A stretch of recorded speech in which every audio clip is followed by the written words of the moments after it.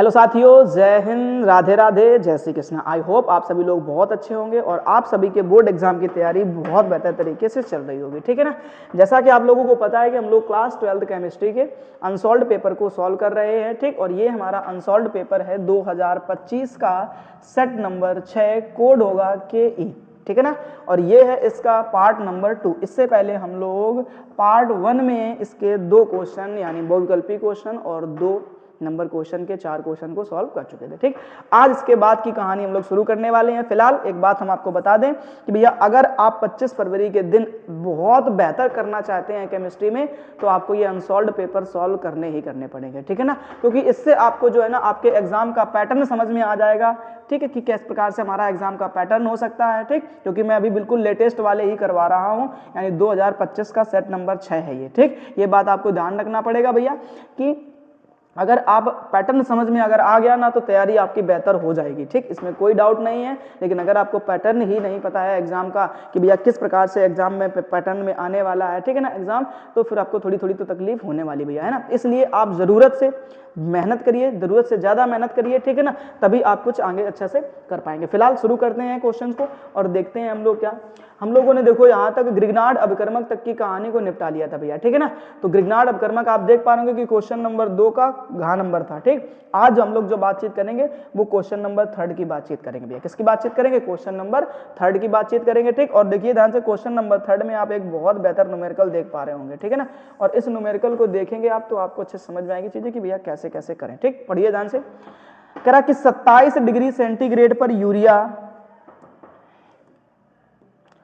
27 degree centigrade पर urea के m/10 ये मोलरता दी गई, ध्यान रखना। ठीक, सांद्रता दी गई है कि विलयन का परासरण दाब ज्ञात कीजिए। विलयन का परासरण दाब ज्ञात कीजिए। बहुत आसान सी कहानी है, जरा समझना। पहले मैं आपको इसका फॉर्मूला चिपका दूं तो ज्यादा बेहतर कहानी बनेगी। ठीक, फॉर्मूला क्या होता है तो बोलोगे भैया एक फॉर्मूला हम लोगों ने जो सबसे पहली रिएक्शन होती है पाई बराबर C/R/T, ये फॉर्मूला आपको याद रखना पड़ेगा। ठीक, बोले यहाँ पर ये C क्या है तो सबको मैं अभी सबको बताता हूँ कि ये क्या है क्या नहीं है। ठीक, तो पहले ये फॉर्मूला आप अच्छे से तैयार करने की कोशिश करिए मेरे साथ में। एक बार क्या करेंगे जरा ध्यान देते हैं। तो सबसे पहले आप बातचीत करते हैं पाई के बारे में ना। तो पाई जो है ना यही होता है हमारा परासरण दाब। अब देखो पाई का मान आपको क्या करना है, ज्ञात करना। करा परासरण दाब ज्ञात कर दिए, कोई दिक्कत नहीं है। ठीक, उसके बाद अगर हम बातचीत आपसे करें तो तुम बोलोगे भैया कि ये C फिर क्या है।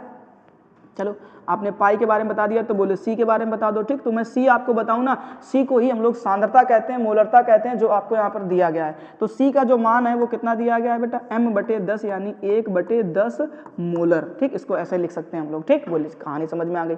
अब उसके बाद में आपको दे रखा है R। तो देखो आप क्वेश्चन में ही आपको R का मान समझाया गया है, वो कितना होता है 0.0821। ठीक, इतना लिख सकते हो, बोले कोई दिक्कत नहीं है। उसके बाद आगे आपको एक और मान दिया गया है, वो दिया गया भैया T का मान। तो T का मान आपने देखा आपको दिया गया 27 डिग्री सेंटीग्रेड। कितना दिया गया? 27 डिग्री सेंटीग्रेड। ठीक, तो एक बात मेरी मानोगे क्या कि भैया 27 डिग्री सेंटीग्रेड में आप 273 और जोड़ दीजिए। बोले क्यों जुड़वा रहे हो भैया, इसका कारण समझिए जरा। क्योंकि हम लोग कभी भी टेम्परेचर को डिग्री सेंटीग्रेड में नहीं रखते हैं इस फॉर्मूले में, ये बात आपको ध्यान रखनी है। तो इसके लिए आपको क्या करना पड़ेगा भैया, इसके लिए आपको एक बात ध्यान रखनी पड़ेगी कि आप जो T का मान रखेंगे वो केल्विन में रखेंगे और जब आप जोड़ देंगे तो मेरे ख्याल से ये 300 केल्विन हो जाएगा। ठीक है ना, इतनी कहानी अगर सभी को समझ में आती है तो बस अब आपको कैलकुलेशन ही करने को बाकी बचती है। और आपके कितने नंबर का क्वेश्चन है ये, 2 का? हाँ ठीक है, 2 नंबर का है और 2 नंबर का है इसलिए आसान है, कर लोगे आराम से, कोई दिक्कत नहीं। फिलहाल अब देखेंगे अपन यहाँ पर क्या कि पाई बराबर, अब आपको दिया गया C का मान दिया गया आपको 1/10। ओके, यहाँ पर रख दो 1/10 रख दिया। फिर उसके बाद दिया गया आपको R का मान कितना है तो 0.0, ठीक है ना, 821। ओके, इतना हो गया, बोले ठीक है कहानी। उसके बाद आपने देखा कि भैया T का मान भी आपको ऊपर ही लिखना है। तो T का मान आपको कितना दिया गया, बोलोगे 300। ठीक है, अब क्या करना है कि यहाँ से ये वाला पॉइंट हटा दो। जैसे ही पॉइंट हटाओगे भैया देखो 4 अंकों पर, तो 4 अंक नीचे 0 बढ़ा दो 4 अंक के लिए। ठीक, इतना कर दिया। बोले हाँ, अब काट दो कुछ कटने वाले, तो 1 ये 2 0 आपको ऊपर दिख रहे होंगे, देखो ध्यान से, कट गए ना। बोले हाँ, अब 3 का गुणा करा दो किसमें में, 821 में।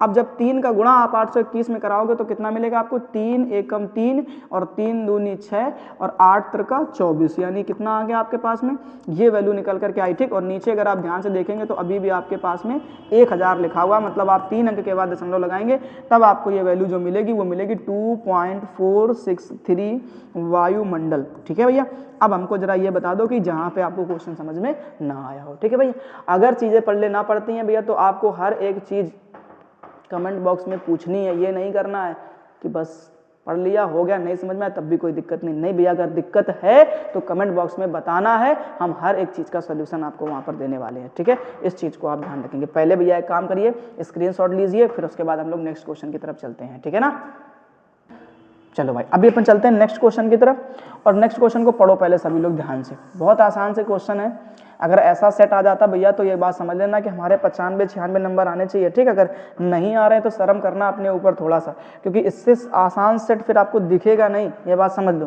कह रहा आणविक सूत्र, मतलब आपको एक ये फॉर्मूला दिया गया है, कह रहा है कि सभी संभावित समावयवी, सुनना बड़े ध्यान से, क्या कह रहा है कि सभी संभावित ये C4H10O के सभी संभावित समावयवी एल्कोहलों के सूत्र ज्ञात करने हैं, संभावित समावयवी एल्कोहलों के। ठीक, तो एल्कोहलों के आपको क्या बताने, सूत्र बताने हैं। बहुत आसान सा काम है, कैसे कैसे बन सकते हैं एल्कोहल के सूत्र, चलो क्लियर करते हैं।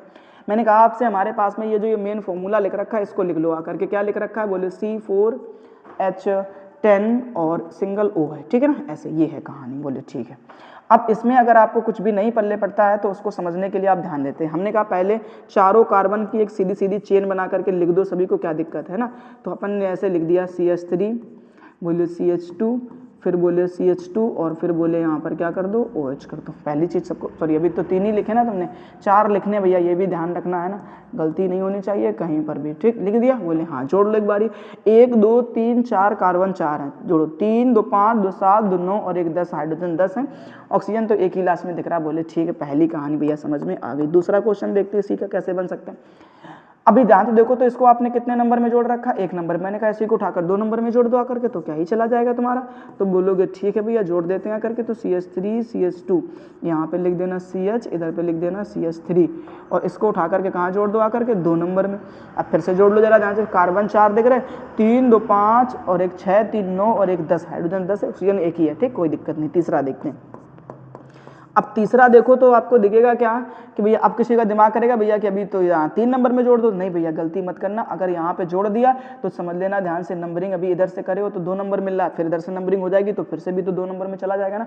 तो गलती कोशिश करना, मतलब करने के चांस बिल्कुल ना के बराबर होने चाहिए आपके पास में। ठीक है भैया, चलते हैं आगे। अब तीसरा क्वेश्चन हमने कहा एक काम करते हैं, उसको 1 नंबर में जुड़ा रहने, थोड़ी चेन इधर उधर कर लेते हैं, चेन थोड़ी इधर उधर करके बना सकते हैं। तो हमने कहा CH3 और यहाँ पे अपन ने लिख दिया C, और फिर हमने कहा यहाँ पे आपसे क्या CH2 और इधर अपन से क्या कर लिख देंगे, OH लिख देंगे। चलो ये बताओ जरा ध्यान से। ठीक, बोली समझ में आ गई कहानी। अब इधर पे क्या कर दो आप, CH3 जोड़ दो। ठीक, इधर पे भी आप क्या कर सकते हो, CH3 जोड़ सकते हो। चीज़ें बन गई कि नहीं बन गई। अब मेरे ख्याल से देखो 5 कार्बन हो गए। ठीक है, यही तो गलती मत करना जो हमसे हो रही है तुमसे भी नहीं होनी चाहिए, ध्यान रखना वहाँ पर। तो इधर पे आप ऐसा CH कर दो, कोई दिक्कत नहीं, अभी जोड़ लेते। 1 2 3 4 कार्बन है, बोले ठीक है। 3 3 6 1 7 2 9 और 1 10, हाँ बोले भैया समझ में आ गई कहानी। ठीक, अब एक लास्ट शकल अगर और बना दे तो क्या दिक्कत हो फिर किसी को, बोलो फटाफट से। अगर एक आध शकल और अगर इसकी बन जाए तो क्या ही बुरा हो, है ना। तो बोले भैया बना के दिखा दो अगर बन नहीं है तो। हमने कहा चलो भाई कोशिश करते हैं देखने की। ठीक है, अब मैंने कहा आपसे क्या कि एक काम करो, आप ऐसे लिखो CH3, इधर लिखो C, इसी में डायरेक्ट क्या जोड़ दो आप, OH जोड़ दो आकर के। ठीक, और एक CH3 आप कहाँ लिख दो भैया, ऊपर की तरफ, और एक CH3 आप कहाँ लिख दो, नीचे की तरफ। जरा बताओ, 1 2 3 4 कार्बन 4 है, बोले ठीक है। 3 3 6 3 9 और एक ये 10, हाइड्रोजन 10 है, ऑक्सीजन 1 है, बोले हाँ। अब इसके अलावा और कोई भैया शकल आपसे बनने वाली नहीं है संभावित समावयवी को लेकर के। ठीक है ना, तो इस बात को दिमाग में बैठा लीजिए भैया कि बस इतने ही हो सकते हैं। तो ये क्वेश्चन आपको अच्छे से कवर हो जाना चाहिए। ठीक, चलिए अभी अपन बातचीत करते हैं अगली क्वेश्चन के बारे में। पहले काम करो, स्क्रीनशॉट ले लो भैया इसका फटाफट से। अब आगे क्वेश्चन देखते हैं क्या। ओके, चलो देखो ध्यान से क्या करना है भैया कि क्लीमेंसन अपचयन अभिक्रिया। ठीक है, हेडिंग बनाना सभी लोग, क्लीमेंसन, बहुत आसान सी रिएक्शन है भैया, क्लीमेंसन अपचयन अभिक्रिया, अपचयन अभिक्रिया। ठीक है ना, मैं पूरी थ्योरी नहीं लिखूंगा भैया, मैं जो इंपॉर्टेंट चीजें मैं वो लिखूंगा, बाकी आपको सुन करके ही लिखना पड़ेगा। ठीक है ना, तो क्या लिखेंगे, सबसे पहले आपको लिखना पड़ेगा क्या कि जिंक पारा अमलगम, ध्यान सुनना, जिंक पारा अमलगम ये लिखना पड़ेगा, जिंक पारा अमलगम तथा सांद्र HCl, एक सेकेंड, सांद्र लिखना है ना, क्या लिखोगे, सांद्र HCl की उपस्थिति में, ध्यान समझना, की उपस्थिति में कार्बोनिल यौगिकों के अपचयन द्वारा, कार्बोनिल यौगिकों के अपचयन द्वारा एल्केन प्राप्त होते हैं। क्या प्राप्त होते हैं भैया, एल्केन प्राप्त होते हैं। ये चीज आपको अच्छे से तैयार करनी पड़ेगी, ठीक। देखो ध्यान से कॉन्सेप्ट कैसे होता है, तो हमने कहा कॉन्सेप्ट क्या, सीधे एक एग्जांपल बना लेते हैं, ठीक। हमने कहा हमारे पास में एक ये फॉर्मेल्डिहाइड है, ये एक कार्बोनिल यौगिक है, ये बात आप अच्छे से ध्यान रखेंगे, ठीक। अब इस कार्बोनिल यौगिक का आपको क्या कराना है, अपचयन कराना। तो सबको पता होता है कि भैया अपचयन में किसके साथ क्रिया करानी होती है, हाइड्रोजन के साथ में। किसके साथ करानी होती है, हाइड्रोजन के साथ में, ठीक। उपस्थिति में आपको ये लेना पड़ेगा जिंक पारा, क्या लेना पड़ेगा भैया, जिंक पारा लेना पड़ेगा, और आपको क्या लेना पड़ेगा भैया, ये HCl लेना पड़ेगा, ठीक है ना। तो सांद्र HCl यहाँ लिख लेना, जो भी अपने करके, ठीक है ना, ऐसे। तो ये सांद्र HCl होगा, ठीक है, बोले कोई दिक्कत नहीं। अब अपचयन कराना है, कैसे कराते सुनना। तो हमने कहा भैया यहाँ से ये वाला बॉन्ड ब्रेक करा दो, इधर से किसको चिपका दो, ऑक्सीजन को हाइड्रोजन चिपका दो, और इधर से किसको चिपका दो, कार्बन को। तो जब दो बॉन्ड खाली करे हो ना, तो दो देने पड़ेंगे हाइड्रोजन आपको, दो उधर दे देना। तो आप देखोगे कि जल आपको बाहर देखता हुआ मिलेगा, ठीक है ना। क्या है कि दो हाइड्रोजन उसको दिए तो आपको जल बाहर हो गया, ठीक। अब दो नीचे दे दिए तो टोटल कितने काम में आ गया आपके पास में, तो 4। अब 4 आगे काम में, तो तुम यहाँ पर देखोगे कि C के साथ में अगर H4 हो जाएगा तो इसी को अपन क्या बोलते हैं, एल्केन बोलते हैं, मतलब ये मेथेन बन जाएगा, ठीक है। चलो मुझे ये बताओ कि क्लीमेंसन अपचयन अपक्रिया समझ में आई कि नहीं आई, फटाफट से सभी को, ठीक। अगर समझ में आ गई है तो अपन नेक्स्ट क्वेश्चन की तरफ चलते हैं भैया, है ना। देखो ध्यान से, ठीक, स्क्रीनशॉट लेते रहना भैया समय समय पर जल्दी से। अब अगला क्वेश्चन जो है ना वो कह रहा है भैया आपसे क्या, क्लीमेंसन निपट गया। अब कह रहा टॉलन अभिकर्मक क्या है, इसकी ग्लूकोज के साथ अभिक्रिया का रासायनिक समीकरण लिखिए, ठीक। कोई दिक्कत नहीं, चलो लिख करके बताते हैं। सबसे पहले टॉलन अभिकर्मक की बातचीत कर लेते हैं। किसकी बातचीत करते हैं भैया, टॉलन अभिकर्मक, टॉलन अभिकर्मक। अभी पिछले वाले बेटा सेट में, जब हमने सेट नंबर 7 कराया था ना, तब भी वहां पर ये क्वेश्चन आया था, टॉलन अभिकर्मक। लिखो सभी लोग फटाफट से, सिल्वर नाइट्रेट तथा, याद है क्या, सिल्वर नाइट्रेट तथा अमोनियम हाइड्रोक्साइड NH4OH के विलयन को टॉलन अभिकर्मक कहते हैं, ठीक। ये एल्डिहाइड के साथ अभिक्रिया करके क्या बनाता है, रजत दर्पण बनाता है, ठीक है ना। इसका काम क्या है भैया, रजत दर्पण बनाना। क्या बनाना, रजत दर्पण बनाना, ठीक। इस चीज को आपको समझना पड़ेगा। अच्छा अभी बात खत्म नहीं हुई है, ठीक। अगर ये क्वेश्चन आपके पास में दिया गया है 2 नंबर का, तो एक रिएक्शन भी आपसे पूछी गई है। क्या कह रहा है कि इसकी ग्लूकोज के साथ में, किसके साथ अभिक्रिया करानी, ग्लूकोज के साथ में, ठीक है ना। तो अगर ग्लूकोज के साथ अभिक्रिया का रासायनिक समीकरण भी लिखिए। मैं आपको छोटी सी कहानी समझाता हूँ, पहले इस चीज पे फोकस करना मेरे ध्यान से बेटा, ठीक। हमने आपको पहले ही लेक्चर में आपको सिखाया था ग्लूकोज की शकल बनाना कैसे बनती है। तो आपको 6 कार्बन लिखने होते हैं भैया, कितने कार्बन लिखने होते हैं, 6 कार्बन लिखने होते हैं। मैं यहीं पे लिख के दिखा रहा हूँ, जल्दी से समझने की कोशिश करना आप लोग। सभी लोगों का फोकस भैया बोर्ड की तरफ चाहिए मुझे। 1 2 3 4 5, अभी 5 ही हुए हैं, ठीक है ना। एक काम करो, एक और बनाते हैं। तो एक काम करते हैं, पहले इनको थोड़ा ऊपर पहुँचा दो, जगह बन जाए, है ना, थोड़ी सी। चलो देखना ध्यान से कैसे कैसे कहानी हो सकती है भैया, ठीक है। तो हमने कहा भैया एक और बना दो, तो एक के लिए आपने नीचे एक और चिपका दिया, बोले बन गई कहानी, हाँ ठीक है। अब जो ये आपको पहला वाला कार्बन दिख रहा है ना, इसमें आपको क्या करना है, एल्डिहाइड समूह जोड़ना होता है, ठीक है, बोले बन गई बात। उसके बाद में आपको ध्यान रखना है, ये सारे के सारे बॉन्ड आपको फिल करने हैं। क्या करने हैं, सारे के सारे बॉन्ड आपको फिल करने हैं, ठीक। अब लास्ट चीज़ मेरी समझने की कोशिश करना बड़े ध्यान से भैया, वो क्या कि तुम्हें एक चीज़ समझनी पड़ेगी, क्या कि आपको OH जो है ना सब कहाँ लिखने हैं, राइट साइड में। OH कहाँ लिखने हैं, राइट साइड में। केवल 3 नंबर और 4 नंबर वाले कार्बन को छोड़ करके OH सब हर जगह भर दो, ठीक। देखो ध्यान से, हर जगह OH भर दिए, बोले ठीक है। अब 2 नंबर 3 नंबर में कहाँ भरने हैं, 3 नंबर और 4 नंबर में कहाँ भरने हैं, तो बोलोगे लेफ्ट साइड में भर देने। बाकी सब जगह पे किसको फिल कर दो, हाइड्रोजन को फिल कर दो, ठीक है ना भाई। अब इस तरीके से कहानी बन गई, बोले हाँ। अब मैंने कहा इधर से लिखना शुरू करो, इसको कैसे लिखा जाए। तो ये CH2 दिख रहा कि नहीं दिख रहा, ध्यान से समझना मेरी बात को, मैं कैसे समझाना चाहता हूँ। और ये मैं क्यों लिख लिख करके तुम्हें बता रहा हूँ, क्योंकि रिएक्शन ऐसे ही समझ में आती है। तो CH2OH हो गया, बोले ठीक है। अब उसके बाद देखो ध्यान से, ये एक लिखा है CHOH, एक ये लिखा है CHOH, एक ये लिखा है CHOH, एक ये लिखा है CHOH, ठीक। तो आप यहाँ पर ऐसा लिख सकते हैं CHOH का होल 4। बड़े ध्यान समझना मेरी बात को, ठीक है ना। अब इतना करने के बाद अब लास्ट वाले में ये आपको दिख रहा है ना, उसको ऐसे ही लिख दो, तो C डबल बॉन्ड O और यहाँ पर क्या लिख दो H। ठीक, अब इसकी अभिक्रिया आपको किसके साथ में करानी है, तो बोलोगे टॉलन अपकर्मक, तो टॉलन अपकर्मक क्या होता है Ag2O। ठीक, अब ये ऑक्सीजन जो है ना भैया इस H के पास आकर के OH बन जाएगा, तो जो आपको फाइनली चीज देखने को मिलेगी वो ऐसे मिलेगा कि CH2OH CH2OH और उसके बाद में यहाँ पर आप देखेंगे CHOH का होल 4 और इधर देखने को मिलेगा आपको C डबल बॉन्ड O और यहाँ पर क्या मिलेगा आपको OH। ठीक, ये हो गई भैया इसकी रिएक्शन कंप्लीट। ठीक, और जो बाहर बचा वो क्या बचा आपके, तो बोलोगे 2Ag। ठीक, और इसी 2Ag को भैया हम लोग नाम दे देते हैं रजत दर्पण। ठीक, मेरे ख्याल से रिएक्शन भैया आपको पल्ले पड़ जानी चाहिए क्योंकि बहुत टफ थी नहीं, आसान सी चीज़ थी, बस आपको ये फॉर्मूला लिखना आना चाहिए था। ठीक, अब आपको पेपर में इसको बनाने की जरूरत नहीं पड़नी चाहिए भैया, ठीक है ना, क्योंकि ये किसी काम का नहीं है, ये केवल आपको मैंने समझाने के लिए बताया कि भैया इस चीज़ को तुम कैसे लिख सकते हो, समझना मेरी बात को। ठीक, इसको तुम कैसे लिख सकते हो इसलिए मैंने आपको ये बना करके दिखाया था। ठीक, फटाफट से वो चीज़ नोट कर लो, इसको नोट कर लो, कहानी कंप्लीट हो जाती है। ठीक, अब चलते हैं पर नेक्स्ट क्वेश्चन की तरफ भैया, ठीक है ना। अब जो नेक्स्ट क्वेश्चन हमारे पास में दिया गया उसको पढ़ो फटाफट से।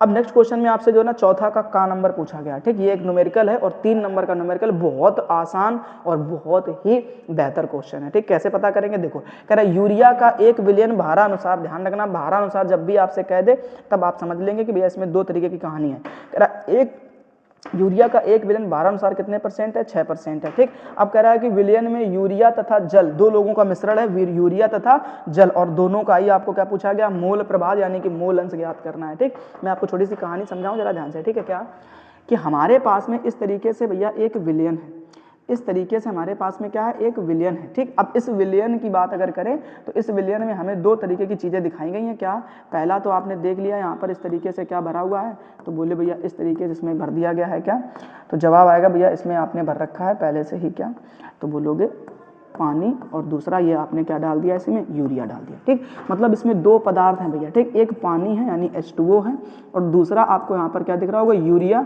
यानी कि NH2CO NH2। ठीक, ये 2 पदार्थ हैं और ये मिला करके एक विलयन बना दिया गया। ठीक है ना, और इसमें जो इस विलयन में अगर मैं बातचीत करूं कि ये अगर मान लो 1 लीटर है तो उस 1 लीटर में 6% आपको क्या देखने को मिलेगा, यूरिया, बाकी सब पानी है, बाकी सब पानी है। जैसे मान के चलो कि टोटल परसेंटेज कितने का होता है, 100 का, उस 100 में भैया 6% आपको क्या देखने को मिलेगा, यूरिया, बाकी बचा हुआ हिस्सा जो है ना वो किसका होगा, तो जवाब आएगा भैया कि वो जो, देखो ऐसे समझो कि 6% आपने ध्यान दिया। ठीक, अब यही से क्वेश्चन समझाना शुरू करते हैं, क्लियर करना। ठीक, तो आपने देखा कि आपसे जो पूछा गया वो कितना दिया गया, बोले 6% यूरिया का हिस्सा दिया गया, तो जल के साथ मिला रहा बाकी का जो बचा हुआ हिस्सा यानी कि कितना बचा, 94%, तो जो 94% है वो तो क्या होगा भैया, पानी होगा। बस यहीं से कहानी बन गई आपकी। ठीक, क्या कि आपको इसमें जो चीज कम मात्रा में होती है उसको विलेय मानते, जो ज्यादा मात्रा में होती है उसको विलायक मानते। ठीक, और विलेय को हम लोग मान करके चलते कि ये A है और विलायक को हम लोग मान करके चलते ये B है। कम ज्यादा तो पल्ले पड़ेगा, बोले हाँ ठीक है कोई दिक्कत नहीं।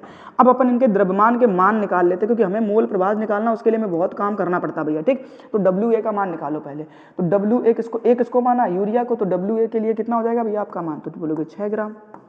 ठीक है ना, अब यूरिया है तो यूरिया का फॉर्मूला लिख दो चुपचाप यहाँ पे, तो NH2CO NH2। ठीक है ना, चीज़ें क्लियर करना भैया मेरे साथ में, सब कुछ आसान लगेगा आपको। ठीक, अब इसी से आपसे अगर हम कहते हैं कि WA के साथ साथ आप इसमें MA का मान भी बना लो तो कोई दिक्कत होगी क्या, तो ध्यान रखना WA के सामने जो फॉर्मूला लिखा जाता है ना उसी फॉर्मूले से अपन लोग MA का मान बना लेते हैं। तो अब यहाँ पर क्या करोगे कि ये यूरिया के लिए अगर हम परमाणु भार का मान बनाने आएंगे तो हमें अच्छे से एक तो याद होना चाहिए कि कितना होता है, और क्वेश्चन में दिया भी गया है। तो क्वेश्चन में देखो जहाँ से यूरिया का जो अणुभार दिया गया है, हाँ क्या क्वेश्चन भाई ये है। ठीक है ना, तो कितना दिया गया है, तो बोलोगे 60 ग्राम प्रति मोल दिया गया। ठीक, तो कोई समस्या नहीं, अगर दिया गया है तो ठीक, नहीं दिया गया तो आना चाहिए भैया, है ना सॉरी कैसे आना चाहिए, नाइट्रोजन कितने नंबर पर होता है, तो बोलोगे 7, यानी 1 का कितना हो जाएगा 14, तो कितने नाइट्रोजन है 2, तो 14 दूनी 28। ठीक, ऐसे सबका अलग अलग। हाइड्रोजन का कितना होता है 1, तो 2 का कितना 2 और 4 का 4। कार्बन का कितना होता है 12, ऑक्सीजन कितना होता है 16, सबको जोड़ोगे तो कितना मिलेगा 60। ठीक, अच्छा अभी कहानी खत्म नहीं हुई, अब यहीं पर आप एक काम करिए WB का भी मान बना करके बता दीजिए हमको जरा, जब ये कहानी बनी रही सबकी तो। ठीक है ना, WB क्यों पूरा मान जाए अपने,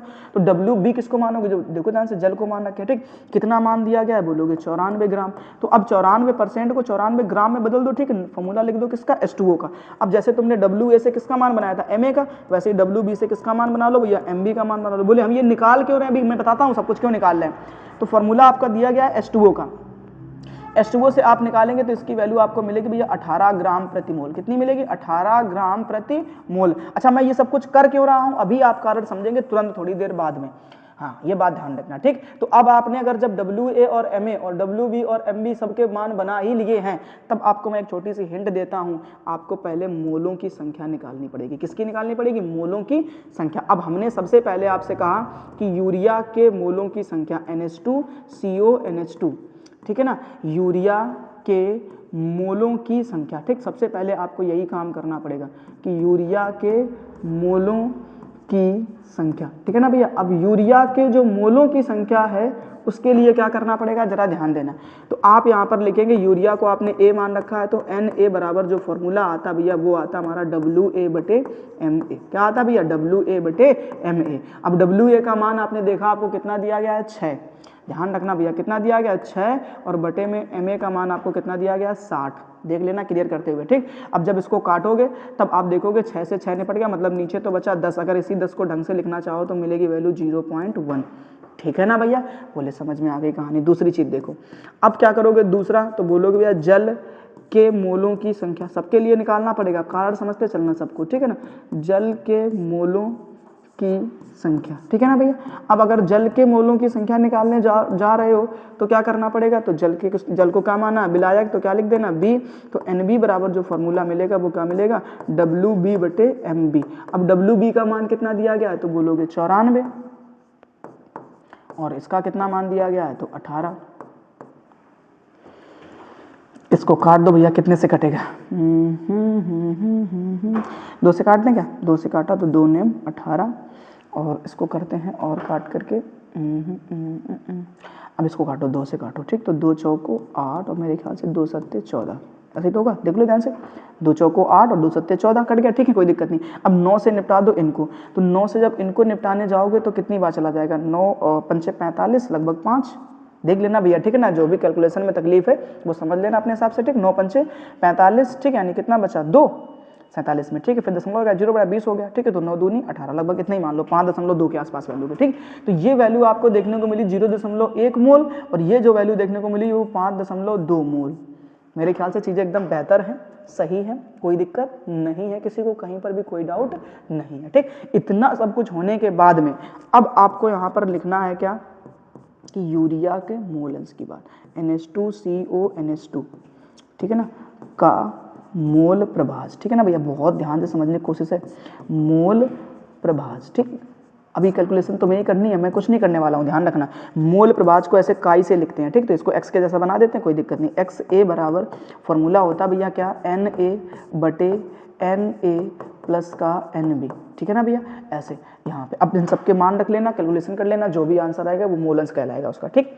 दूसरी चीज यहाँ पर आप क्या करेंगे, तो आपको लिखना पड़ेगा भैया क्या, कि जल का मोल प्रभाज। क्या लिखोगे आप? जल का मोल प्रभाज, ठीक है ना। बड़े ध्यान से समझना, जो मैं लिख रहा हूँ ऐसे ही आगे कैलकुलेशन करनी है। तो जल का मोल प्रभाज के लिए आप इसको क्या मान लेना? काई। तो अब यहाँ पे क्या लिख देना? इसको B लिख देना। तो अब NB बराबर जो फॉर्मूला, मतलब XB बराबर फॉर्मूला मिलेगा वो मिलेगा NB/NA प्लस का NB, ठीक। अब इन सब में जल्दी से ये दोनों मान रख करके, ये दोनों मान रख करके आप कैलकुलेशन कर लेना भैया, आंसर आ जाएगा, कोई तकलीफ नहीं मिलेगी, ठीक है। वादा करो कि हम कैलकुलेशन करेंगे इसकी, आगे आंसर जो निकल कर आएंगे कमेंट बॉक्स में बता करके जाएंगे भैया, ठीक है ना। फटाफट से जल्दी से स्क्रीनशॉट ले लो, फिर अपन नेक्स्ट क्वेश्चन की बात करते हैं, ठीक है। चलो भाई जल्दी से स्क्रीनशॉट ले लो। अब अपन चलते हैं नेक्स्ट क्वेश्चन की तरफ। अब हमारे पास में जो नेक्स्ट क्वेश्चन है भैया वो ये दिया गया है, क्या? खा नंबर क्वेश्चन को देखो और बड़े ध्यान से समझने की कोशिश करो। क्या लिख रखा है कि निम्नलिखित अभिक्रिया वाले सेल का विद्युत वाहक बल ज्ञात कीजिए, ठीक है ना। हमारे पास में कोई अभिक्रिया दी गई है और इसका हमें क्या ज्ञात करना है? विद्युत वाहक बल ज्ञात करना है, ठीक। और बहुत आसान सा काम होता है भैया। विद्युत वाहक बल को ही हम लोग सेल वो भी कह देते हैं, यानी ई सेल का मान आपको निकाल करके बताना है, ठीक। रिएक्शन देखो जरा ध्यान से क्या लिख रखी पहले, है ना। तो पहले आपको दिया गया है जिंक, तुम्हें दिल लगी भूल जानी पड़ेगी, है ना। क्या दिया गया भैया? जिंक का सॉलिड दिया गया है, प्लस में सिल्वर 2Ag का सिंगल प्लस दिया गया है, बोले ठीक है। और उसके बाद में ये एक्वस फॉर्म में है, मतलब जली विलयन में है। और इधर आपको दिया गया है जिंक का 2+, अब ये एक्वस फॉर्म में है यानी जली विलयन में है, और प्लस में आपको दिया गया है 2Ag का सॉलिड, ठीक है। इतनी सी कहानी है, बोले हाँ ठीक। अब इस कहानी में आपको कुछ मान दिए गए हैं, वो मान आपको बाद में देखने हैं, पहले आप इनसे क्या करिए, एनोड और कैथोड की कहानी समझिए, क्योंकि आपसे जो पूछा गया है वो विद्युत वाहक बल पूछा गया, और विद्युत वाहक बल को भैया हम लोग बोलते हैं ई सेल, और ई सेल बराबर जो हमारे पास फॉर्मूला होता है वो होता है भैया ई कैथोड माइनस का ई एनोड, ठीक है ना भैया। ये हमारे पास में एक फॉर्मूला होता है, इस फॉर्मूले में आपको मान रखने होते हैं, ठीक। अब आपको ये पहचानना है किसको कैथोड माने किसको एनोड माने, ठीक। तो मेरी बड़े ध्यान से बात को सुनना कि जिसके साथ ऑक्सीकरण होता है उसको क्या कहते हैं, एनोड कहते हैं, ठीक। अब ऑक्सीकरण पता क्या चलता है, तो ध्यान से देखो, ये पहले सॉलिड में लिखा है और यहाँ पर आकर के ये किस में बदल गया, आयन में बदल गया, ठीक। तो ऐसी शकल को हम लोग बोल देते हैं कि ये क्या है, हमारा ऑक्सीकरण है, और जिसके साथ ऑक्सीकरण होता है उसी वाली क्षण को भैया हम लोग क्या नाम देते हैं, एनोड नाम देते हैं। बात पल्ले पड़ गई, बोले ठीक है भैया, समझ में आ गया। उसके बाद इसको देख लो, जो पहले आयन में लिखा होता है और बाद में क्या बन जाता है, सॉलिड बन जाता है, उसको हम लोग बोलते हैं रिडक्शन। क्या बोलते हैं भैया, रिडक्शन यानी अपचयन कहते हैं, ठीक। और उस वाली छड़ को नाम देते हैं हम लोग क्या, कैथोड। तो मेरे ख्याल से ये छोटी छोटी बातें तो आपको समझ में आ रही होंगी कि क्या कहानी चल रही है इसमें, ठीक। अब जो मान दिए गए फटाफट से उठा करके यहाँ रख लो। तो मान में आपको दिया गया है भैया ई नॉट जिंक 2+2 जिंक, ऐसे, ओके। और इसका मान आपको दिया गया माइनस का 0.76 वोल्ट, ओके। दूसरा मान आपको एक और दिया गया, वो क्या दिया गया है, तो कह रहा है ई नॉट एजी +2 AG, ठीक है ना, ऐसा।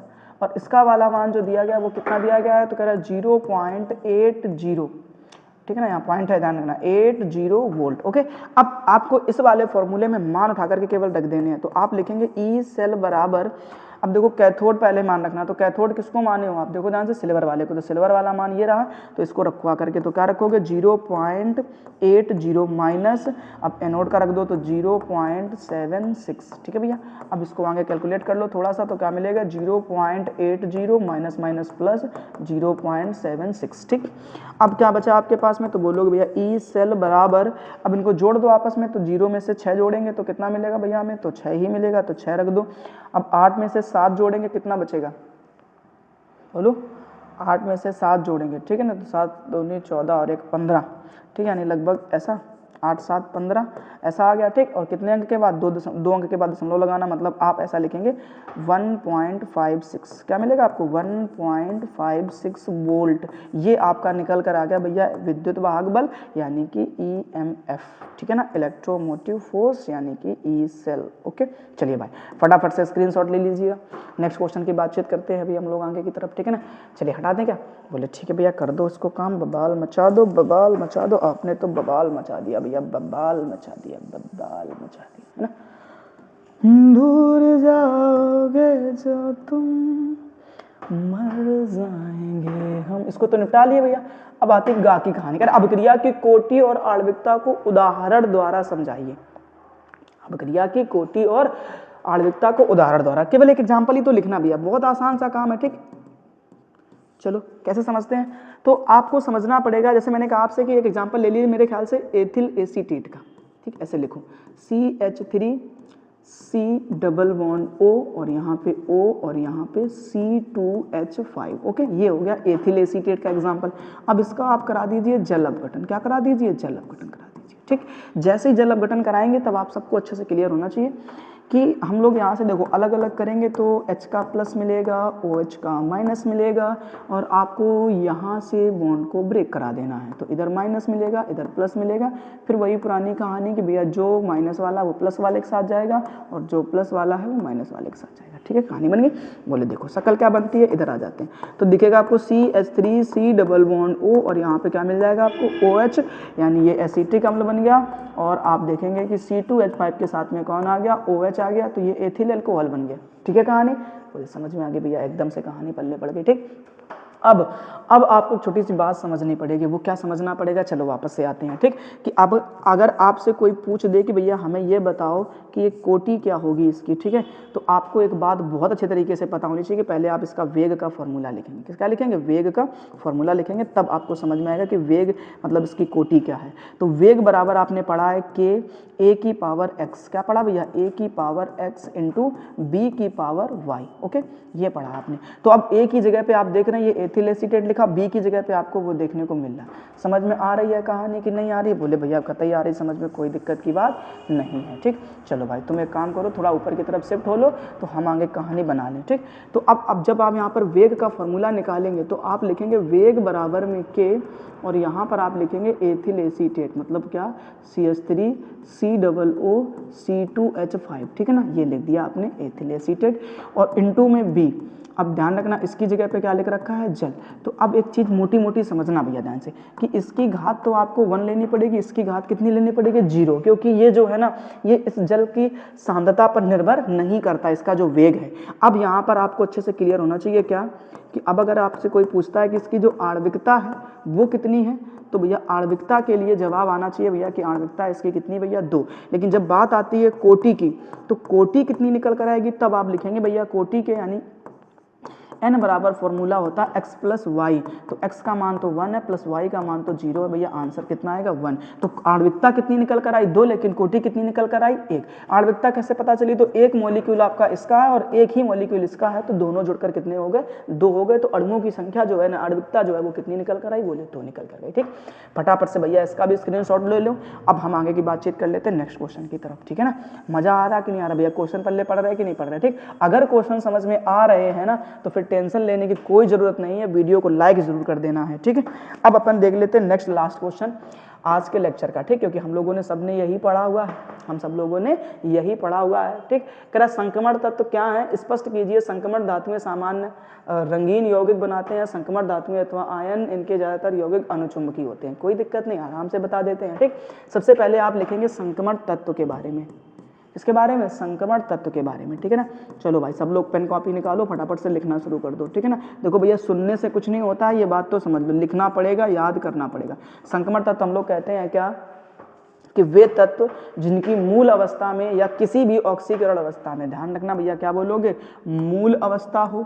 ठीक है, क्या सी हो, मूल अवस्था हो, या कोई फिर ऑक्सीकरण अवस्था हो। क्या हो भैया, ऑक्सीकरण अवस्था हो। ठीक, अगर ऐसे केस में आपको ध्यान रखना है कि डी उपकोष आपको अपूर्ण दिख जाए भैया, क्या दिख जाए आपको, डी उपकोष अपूर्ण होता है तो वो संक्रमण तत्व कहलाता है। सुनो ध्यान से, डी उपकोष क्या होता है, अपूर्ण होता है तो क्या कहलाता है, वो संक्रमण तत्व कहलाता है। कैसे पता चला, सुनो ध्यान से, कह रहा कि वे तत्व जिनकी मूल अवस्था में या किसी भी ऑक्सीकरण अवस्था में डी उपकोष अपूर्ण होता है संक्रमण तत्व कहलाता है। जैसे मैंने आपसे कहा कि भैया कि चाहे मूल अवस्था हो या फिर कोई ऑक्सीकरण अवस्था, अगर ऐसे केस में उनका डी का उपकोष अपूर्ण हो गया, अपूर्ण होने का मतलब होता है डी में मैक्सिमम तुम कितने इलेक्ट्रॉन भरते हो, 10, मतलब तुम्हें यहाँ पर 10 ना देखें, 10 से एक आध इलेक्ट्रॉन कम ही होने चाहिए, तभी वो कहानी सही होती है। ठीक, अब ये तो हो गई कहानी संक्रमण तत्व की। ठीक, अब हम लोग क्लियर कर लेते हैं। जैसे मैंने कहा आपने कॉपर, ये कॉपर की क्या होगी भैया, मूल अवस्था। ठीक, तो हम कॉपर कितने नंबर पर आता है, 29 नंबर पर। ठीक, तो कॉपर 29 नंबर की अगर बातचीत करें, मेरी बहुत ध्यान से सुनना बेटा, है ना, तो कॉपर को अपन ने लिख दिया, बोले ठीक है भैया कहानी पल्ले पड़ गई हमको। ठीक, अब एक मेरी बात सुनना बड़ी ध्यान से, क्या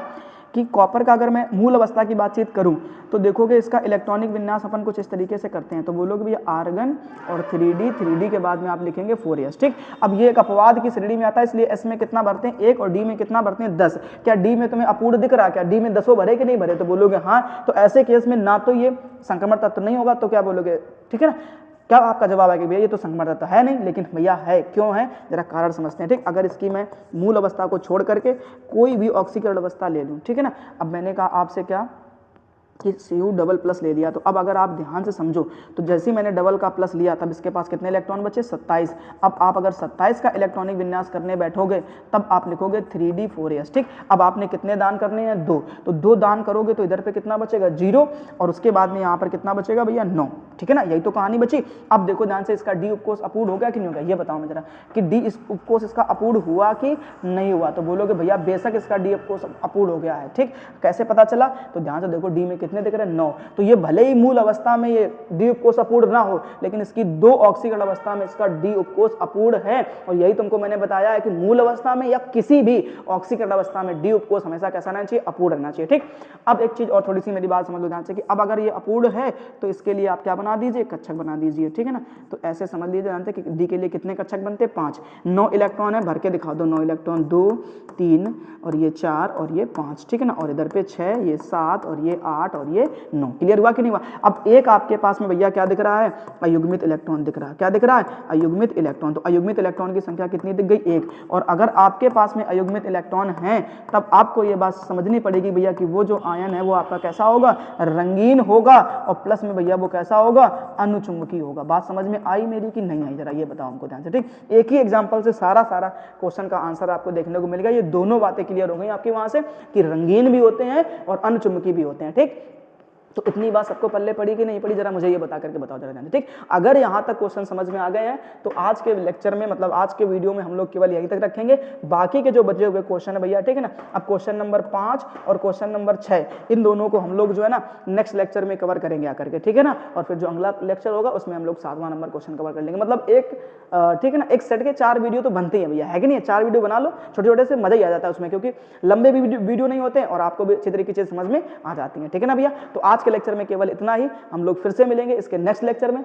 तब तक के लिए जय हिंद, राधे राधे, जय श्री कृष्णा। आप अपनी पढ़ाई को बिल्कुल ईमानदारी के साथ में, मेहनत के साथ में भैया संघर्ष में लगे रहिएगा, तभी आप रिजल्ट वाले दिन खुश हो पाएंगे, ठीक है नहीं? तो आपका भी, आपका जो पड़ोसी होगा वो मुस्कुरा रहा होगा और आप कहीं एक कोने में दुबक करके उदास बैठे होंगे। अगर आप भी चाहते हैं कि आप भी उस दिन मुस्कुराएं, आप भी उस दिन हंसे खेले, सबको बताएं अपना रिजल्ट, तो मेहनत आज से ही करनी पड़ेगी, ठीक है ना भाई।